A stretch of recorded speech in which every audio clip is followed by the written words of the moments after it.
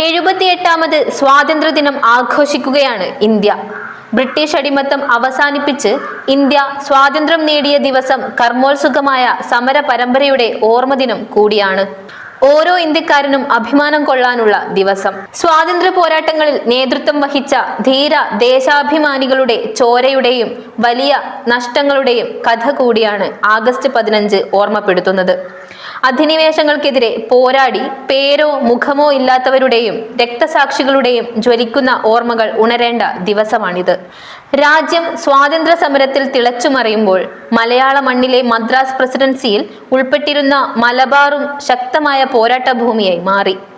കോഴിക്കോടും കൊയിലാണ്ടിയും ധീര നേതാക്കളുടെയും ശക്തമായ സമര പരമ്പരയുടെയും വേദിയായിരുന്നു.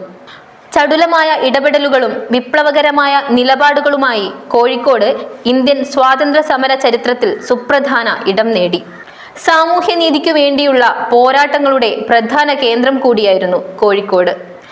ഗാന്ധിജിയും നെഹ്റുവും അംബേദ്കറും മുതൽ ടാഗോർ, ഝാൻസി റാണി, ക്യാപ്റ്റൻ ലക്ഷ്മി തുടങ്ങി സ്വാതന്ത്ര്യ സമര സേനാനികൾക്കൊപ്പം ഇങ്ങ് കേരളത്തിലെ AKG, K Kelappan, Muhammad Abdurahman Sahib, EMS തുടങ്ങി പ്രമുഖരുടെയും സാധാരണ പോരാളികളുടെയും ഓർമ്മകൾ ഇന്നും നാടിനെ ദീപ്തമാക്കുന്നു. സ്വാതന്ത്ര്യ സമരത്തിന് തീവ്രമായ അരങ്ങായി തീർന്ന പ്രദേശമാണ് കൊയിലാണ്ടി. പ്രമുഖ പ്രാദേശിക ഭരണ കേന്ദ്രമായിരുന്നു അന്ന് കൊയിലാണ്ടി. സമരഭടന്മാരെ രൂക്ഷമായി പീഡിപ്പിച്ച കുപ്രസിദ്ധമായ പോലീസായിരുന്നു കൊയിലാണ്ടിയിലേത്. ചേമഞ്ചേരിയും തിക്കോടിയും കീഴരിയൂരും ചരിത്രത്തിൽ ആലേഖനം ചെയ്യപ്പെട്ട പോരാട്ടങ്ങളുടെ വേദിയായി മാറി. നിരവധി പോരാളികൾ ഈ മണ്ണിൽ സ്വാതന്ത്ര്യത്തിനു വേണ്ടി പൊരുതി ചരിത്രത്തിന്റെ ഭാഗമായി. ബ്രിട്ടീഷ് ഭരണം ബഹിഷ്കരിക്കാൻ മഹാത്മാഗാന്ധി ആഹ്വാനം ചെയ്തപ്പോൾ തന്റെ ജോലി ഉപേക്ഷിച്ച് സമൂഹത്തിലെ അനാചാരങ്ങൾക്കെതിരെയും ബ്രിട്ടീഷ് ഭരണത്തിനെതിരായും പോരാടിയ K കേളപ്പൻ മലബാറിലെയും കൊയിലാണ്ടിയിലെയും സ്വാതന്ത്ര്യ ചരിത്രത്തിലെ മുൻനിര പോരാളിയാണ്. 1921 മലബാർ കലാപകാലത്തെ കേളപ്പജിയുടെ പ്രവർത്തനങ്ങൾ ശ്രദ്ധേയമാണ്. കോഴിക്കോട്ടെയും പയ്യന്നൂരിലെയും ഉപ്പു സത്യാഗ്രഹങ്ങൾക്ക് അദ്ദേഹം നേതൃത്വം നൽകി.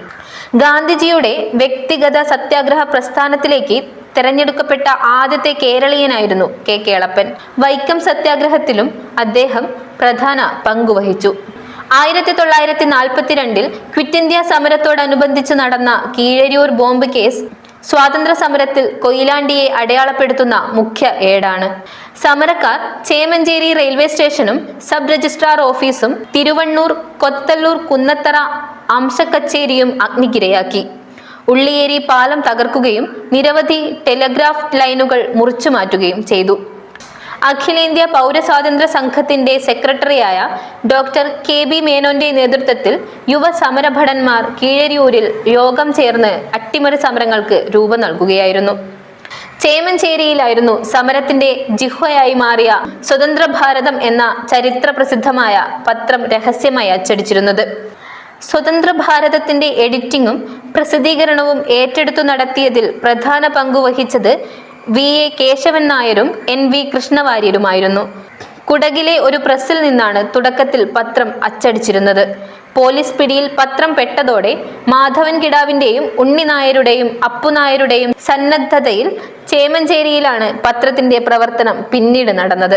ആഗസ്റ്റ് വിപ്ലവത്തിന് വേണ്ടി സ്വന്തം നാടിനു വേണ്ടി ജീവൻ പണയം വെച്ചു പ്രവർത്തിച്ച കേളപ്പജിയുടെ മകനായ കുഞ്ഞിരാമൻ കിടാവിന്റെയും സഹയാത്രികരായ മാധവൻ കിടാവിന്റെയും അപ്പു നായരുടെയും ഉണ്ണി നായരുടെയും നാടാണ് കൊയിലാണ്ടിയും പരിസര പ്രദേശവും. ഐതിഹാസികമായ ആ സമര ചിത്രങ്ങളും പോരാളികളും ചരിത്രത്തിൽ തിളങ്ങി നിൽക്കുന്നു. സ്വാതന്ത്ര്യ സമരത്തിന്റെ ഓർമ്മകൾ ഒരു നാടിന്റെ ഊർജ സ്രോതസ്സാണ്. ആ ഓർമ്മകളെ ചേർത്തു പിടിച്ചുകൊണ്ട് സമരസേനാനികളെ ഓർത്തുകൊണ്ട് KFIL ഈ മഹാരാജ്യത്തിന് അഭിവാദ്യം അർപ്പിക്കുന്നു.